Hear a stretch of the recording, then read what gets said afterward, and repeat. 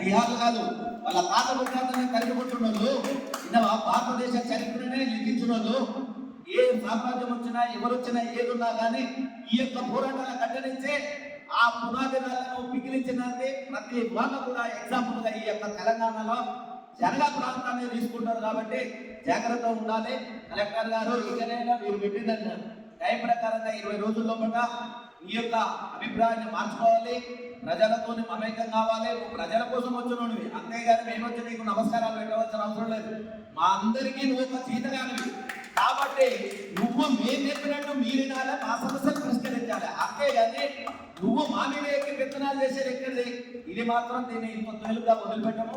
అన్ని రాజకీయ పార్టీలు కూడా అభిమానవంతులు అందరూ ఏకమవుతారు. ఎక్కడ దాకా తీసుకుపోతారు. నిత్య పోరాటాలు చేసే ఈ పురిటి గట్టల నీకు కూడా దాడి లాగుతుంది. సిరిసిల్లలో ఊపినట్టు ఇక్కడ ఊపుతా అంటే మాత్రం పద్ధతి కాదు, మార్చుకో. మీరు కూడా కాంగ్రెస్ ఎంపీలు ఉన్నారు, కాంగ్రెస్ సంబంధించిన కౌన్సిలర్లు ఉన్నారు, మా సర్పంచ్లు ఉన్నారు. వాళ్ళందరూ కూడా కడిల దగ్గర పనులు పెట్టి పోతుంటే మీకు ఏమైనా శివుని నెత్తులు ఏమైనా రోషం లేదా అని చెప్పి సందర్భంగా నేను అడగదలుచుకున్నా. ఎందుకు ఈ మాట చెప్తున్నా అంటే గతంలో ఉన్నటువంటి మన ఇంటికి ఎట్లా పోతాం, షాప్లో మనం బండి తీసుకుపోయి ఆకిట్లో పెట్టుకుని ఇంట్లో పోతాం. కానీ ఇక్కడ మాత్రం గడి దగ్గర బండి పెట్టి నడుచుకుంటూ 100 కిలోమీటర్లు నడుచుకుంటూ పోయి మన సమస్య చెప్పుకునే పరిస్థితి ఉన్నది. కాబట్టి కాంగ్రెస్ ప్రజాప్రతినిధుల ఆలోచన చేయండి అని చెప్పి సందర్భంగా నేను గుర్తు చేస్తా ఉన్నా. అదే సందర్భంగా మాకు ఉన్నటువంటి కౌన్సిలర్ ఉన్నారు. మా కౌన్సిలర్ తప్పకుండా సిపిఎం పార్టీ ఆధ్వర్యంలో తప్పకుండా మేము తీర్మానం చేసి కలెక్టర్ గారు మాకు వద్దు వైఖరి మార్చుకోవాలని చెప్పేసి తీర్మానంగా మా కౌన్సిలర్ తోటి చేయిస్తామని చెప్పి సందర్భంగా సిపిఎం పార్టీ నేను తెలియజేస్తాను.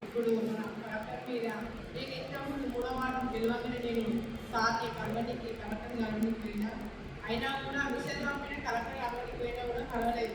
మరి నా వార్డు నుంచి నేను మెమోరం ఇయ్యనిపోయినా కూడా ఒక ఏంటి హాస్పిటల్ కానీ చిట్టి రాసి డాక్టర్ అమ్మ దగ్గర పెట్టబోవడం తమ దగ్గర కూడా అట్టే పోవాలని ఒక చిట్టి రాసి పంపిస్తే నా చిట్టి చూసి నా దగ్గర నుంచి నేను కళ్ళను కానీ నాకు కలవలేదు. నేను మళ్ళీ జైలు కలెక్టర్కి ఇవ్వమని చెప్తే నేను అక్కడికి పోతే కూడా వాళ్ళు కూడా తీసుకోలేదు. నేను సందీప్ కుమార్ చాకు మరీ చెప్తున్నా, వనితా టీ స్టాల్ మీద నువ్వు ఎట్లయితే కుట్రవన్నావో నువ్వు జనగామ నుంచి పొయ్యేదాకా నువ్వు ఖచ్చితంగా నిలబడ్డాక నేను పంట పడుతున్నాను. నేను ఖచ్చితంగా నాకు ఈ అవకాశం ఇచ్చిన అందరికీ ఉదయపూర్వక నమస్కారం. నిధులు నిర్వహించడానికి ప్రజల పక్షాన నిలబడడానికి వచ్చిన మీరు మారాల్సిన అవసరం ఉంది. మీరు మారకపోతే మీరు చెప్తాం కదా తెలంగాణ కట్టకున్న లక్షణంతో ఈ జిల్లా ఈఎంకే మాటలు అప్పుతున్నాను కేసీఆర్ గారంటే ఆ కేసీఆర్ మెడలు వంచి జిల్లా తెచ్చుకున్నా కదా. ఇట్లాంటి భవిష్యాల కట్ట మీద మీరు ధిక్కరిస్తే ప్రజల హక్కులను కావాలొస్తే ఎవరు ఇక్కడ అంగీకరించరు. ఎవరు తిరుగుబాటు జరగకముందే కలెక్టర్ నినాదం రాకముందే మీరు మారాలని సిపిఎం పార్టీగా వారి దృష్టికి తీసుకువస్తూ మనం ఈ పోరాటాన్ని ఇద్దరితోని మనం ఆపేయాల్సిన అవసరం లేదు. అవసరమైనటువంటి రాజకీయ పార్టీలు, అన్ని ప్రజా సంఘాలను, కూలిన జనాన్ని, సాహుకారులను, వ్యాపారులను అందరినీ కూడా ప్రభుత్వం దృష్టికి తీసుకుపోయిన ఈయన సహాయపడడానికి మనం సిద్ధం కావాలని మన సిపిఎం పార్టీ సిద్ధం చేస్తూ ఏమైనా నీకు న్యాయం తెలుసా? కోర్టు అఫీషియల్స్ వస్తే తిరగబడి నువ్వు కోర్టులోకి వెళ్ళి పంపిస్తావు. ఏది నీ ఆఫీసు? నీ అయ్యే జాగిరా ఆఫీసు? ఈ కలెక్టర్ ఆఫీసు నీ అయ్యే జాగిరా? మా పేదోళ్ళు, మా గుడిసోళ్ళు, మా ఏసీ రెట్టోళ్ళు తీసేస్తే మేము పోతే అక్కడికి పోతే ఈ కలెక్టర్ కట్టుకున్నారా భయ్, కలెక్టర్ ఆఫీస్ కట్టినారా భయ్, ఆ కలెక్టర్ ఆఫీస్ నువ్వు కూర్చున్నావు. ఇది త్యాగాల జనగామ. ఇక తీసిపెట్టాడు, రెచ్చగొట్టుడు కాదు సార్. రా, నేను నిజం చెప్తున్నా. మా గుడిసెలను తీసేసి మా ఇల్లు తీసేసి అక్కడ కలెక్టరేట్ కట్టారు. దాంట్లో పోవడానికంటే ఈ వాహనాలు పోవు కదా. అరే కలెక్టర్ కాంప్లెక్స్ కట్టినప్పుడే దాంట్లో పార్కింగ్ ప్లేస్ అని ఉన్నది. నీకు గాయంతో దమాకు లేకపోతే ఎట్లా చెప్పు? నీకు గట్టిగా ఈ జనగామ నుంచి సంకేతం పంపుతున్నాం. నీ పార్టీ గల్లతో ఈ సందీప్ కుమార్ జా రోజు రోజుకు నీ పార్టీని గండి కొడతాడు, నీ పార్టీని గంగలగలుగుతాడు. సందీప్ కుమార్ ఝా ఉన్నంత వరకు కాంగ్రెస్ పార్టీ నాశనం అయిపోతుంది.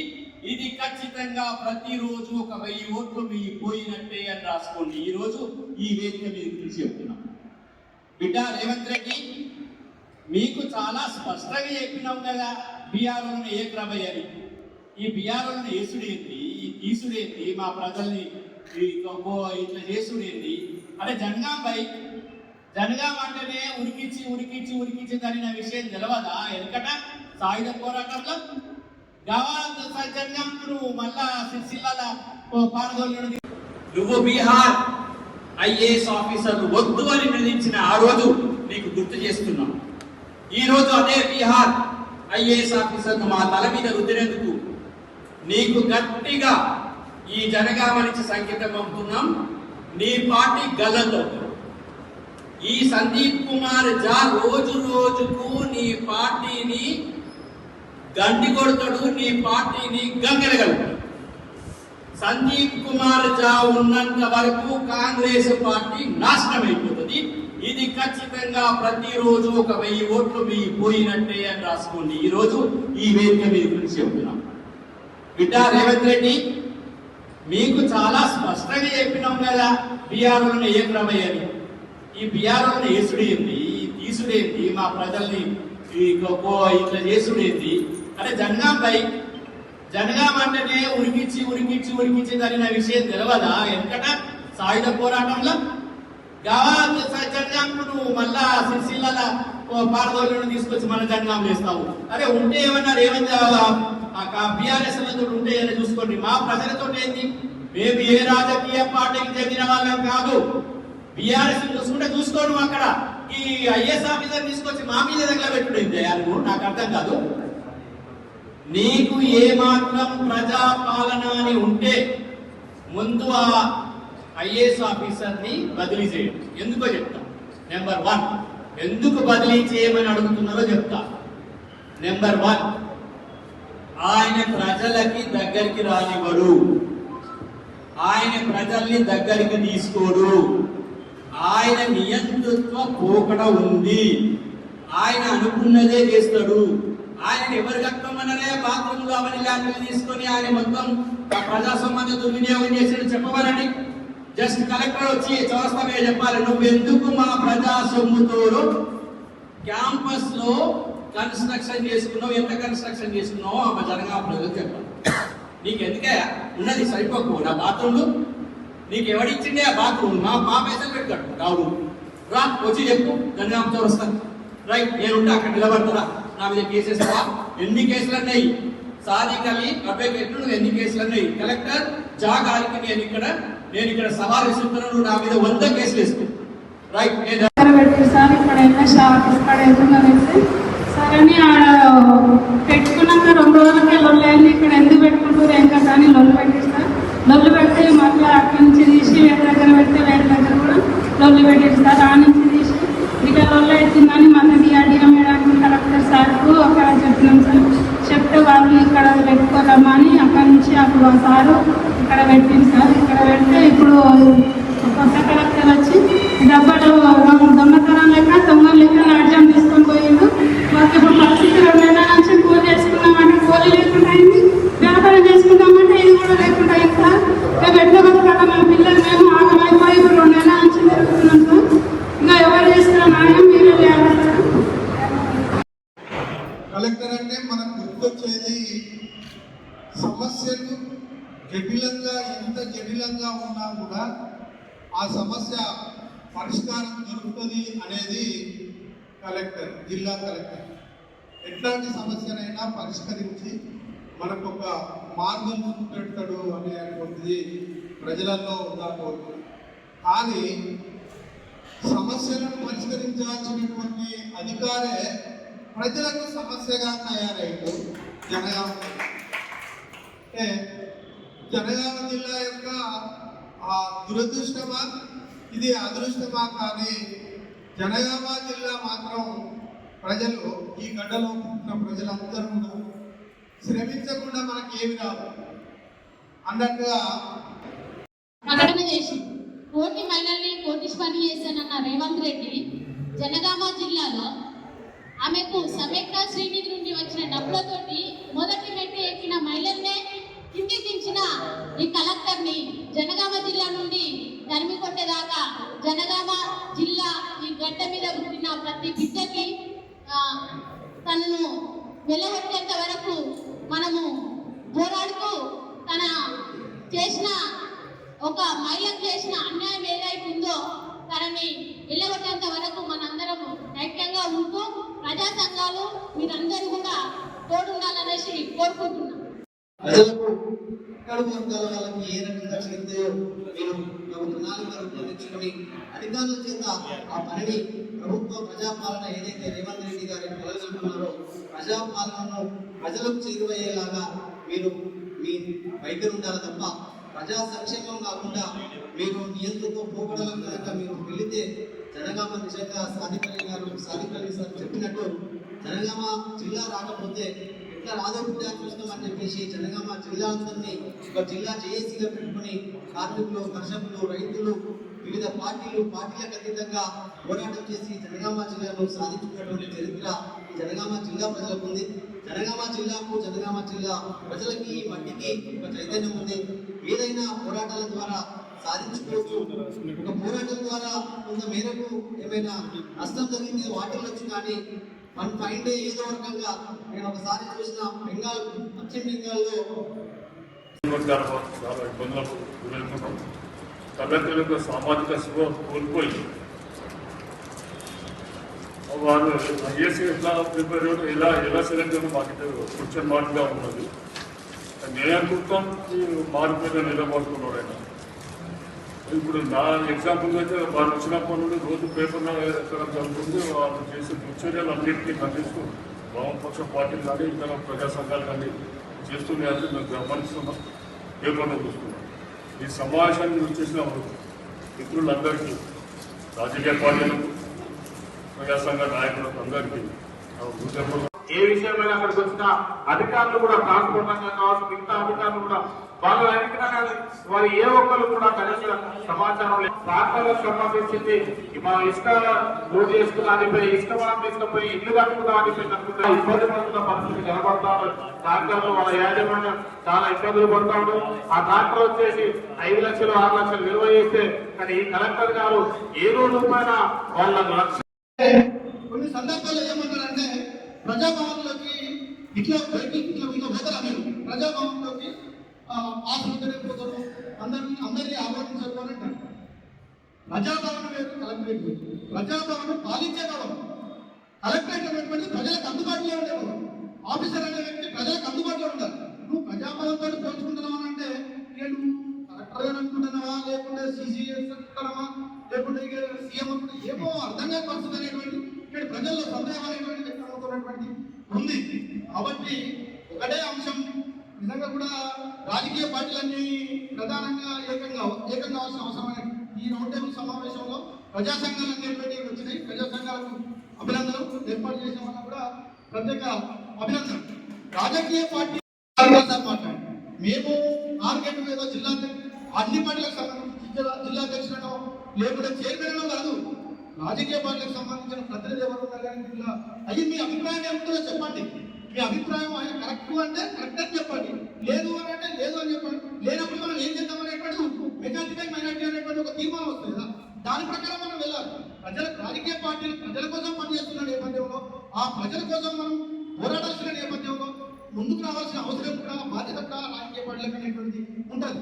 నిజంగానే సాధికారు సార్ చెప్పినట్టుగా ఇప్పుడు ప్రజలకు మీరు ఈ ప్రజల సమస్యలకు సంబంధించిన మీరు వచ్చి ఇలాంటి దాంట్లో ఇన్వాల్వ్ కాలేదనుకో ఏం చేస్తారు? రేపు ఓటుకు సంబంధించిందో, మిగతా సంబంధించిందో, మిగతా అంశాలకు సంబంధించి కూడా తెర మీదకి వచ్చినప్పుడు మిమ్మల్ని తిరస్కరించే పరిస్థితి అనేటువంటి ఉంటుంది. ఎవరైనా మాట్లాడినా వాళ్ళను కక్ష సాధింపు ఏర్పడి కలెక్టర్ అనే వాతావరణం సృష్టించడం కోసమే ఇది చేసిన చెప్పేసి సందర్భాన్ని తెలియజేస్తున్నాం. అందుకని ఇవాళ మొట్టమొదటి వాళ్ళ తర్వాత ఇంకోలుగా పడ్డారు, ట్రాన్స్పోర్ట్ రంగం మీద పడ్డాడు, ఇసుక మీద పడ్డాడు, మైనింగ్ మీద పడ్డాడు. ఇక్కడితో జనగామలో పెద్ద మైనింగ్ జరుగుతూ ఉన్నది. ఈ మైనింగ్ వల్ల కోట్లాది రూపాయలు ఈ లారీలతో ఈ ఇసుక వాళ్ళు సంపాదించుకుంటా ఉన్నారు అనేటువంటి ఒక ఆలోచన కలెక్టర్ గారు చేస్తా ఉన్నారు. అయితే దానివల్ల ఉసుక వాళ్ళకి నష్టమా, ఆ యజమానికి నష్టమా అని చెప్పేసి అంటే యజమానికి కాదు నష్టము, మొత్తం యావత్తు జనగామ జిల్లాలో అన్ని వర్గాల ప్రజలకు నష్టం జరుగుతూ ఉంది. ఇవాళ యజమానులకు నష్టంతో పాటుగా వాళ్ళ ఈఎంఐ కట్టలేని పరిస్థితి. ఎవరైనా సార్ వాళ్ళు ఏదో చూడండి అని చెప్పేసి కనుక ఎవరైనా పైరవి చేసిననుకో వానికి మరింత ఫైన్ రాస్తా ఉన్నాడ. అంటే ఈ రకంగా ఇవాళ జనగామ జిల్లాను జనగామ ప్రజల్ని మొత్తం ఇవాళ ఇబ్బంది పెట్టే ధోరణి కలెక్టర్ గారు అయితే ఉన్నది. ఇవరాక మన వాళ్ళు చాలా విషయాలు మాట్లాడారు. ఒక పరిపాలన అధికారం జనగామ జిల్లా వైఖరిని నిరసిస్తూ రౌండ్ టేబుల్ సమావేశాన్ని ఏర్పాటు చేసినారు. ఈ సమావేశానికి సభాధ్యక్షులు బొట్ల శేఖర్ గారికి, అదేవిధంగా ఈ వేదిక మీద ఉన్నటువంటి పెద్దలు, పారిశ్రామికవేత్తలు, రాజకీయ నాయకులు, వివిధ ప్రజా సంఘాల నాయకులకు తెలంగాణ రాజ్యాంగ పార్టీ తరఫున ప్రత్యేకంగా ధన్యవాదాలు తెలియపరుస్తూ